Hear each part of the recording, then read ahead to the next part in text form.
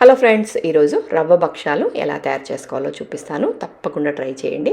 ఇక మనకి వచ్చేది ఉగాది, ఆ తర్వాత శ్రీరామనవమి, ఇలా పండగలు వస్తూనే ఉన్నాయి కదా. సో అలాంటి పండగలకి ఇలా సింపుల్గా చేసుకోండి, చాలా చాలా టేస్టీగా ఉంటాయి. చాలామంది బొబ్బట్లు అంటే కష్టంగా ఉంటుంది, అది కొంచెం టైం టేకింగ్ ప్రాసెస్ అనే వాళ్ళకి ఈ రవ్వ భక్షాలు అయితే చేసుకోండి, ఈజీగా వస్తాయి, అలాగే ఎక్కువ టైం కూడా పట్టదు. సో ఇంకెందుకంటే ఆలస్యం, తప్పకుండా ట్రై చేయండి. సింపుల్గా చేసుకోవచ్చు. మీకు ఎవరికైనా బొబ్బట్లు కష్టంగా అనిపించే వాళ్ళకి ఈ రవ్వ భక్షాలు చాలా ఈజీగా చేసుకోవచ్చండి. సో ఇంకెందుకంటే ఆలస్యం, మన ఛానల్లో ఆల్రెడీ అప్లోడ్ చేశాను, చూడండి. లేదంటే కింద లింక్ ఉంది, జస్ట్ ఆ లింక్ ప్రెస్ చేయండి, డీటెయిల్డ్ వీడియో వస్తుంది. తప్పకుండా ట్రై చేయండి. అలాగే టేస్ట్ ఎలా ఉంది అనేది కూడా కమెంట్లో షేర్ చేసుకోండి. మీకు గనక ఈ వీడియో నచ్చినట్టయితే మీ ఫ్రెండ్స్ ఫ్యామిలీకి కూడా షేర్ చేయండి. అలాగే ఒక చిన్న లైక్ ఇవ్వండి. మరి ఇంకెందుకంటే ఆలస్యం, ట్రై చేసి టేస్ట్ ఎలా ఉంది అనేది కూడా కమెంట్లో షేర్ చేసుకోండి.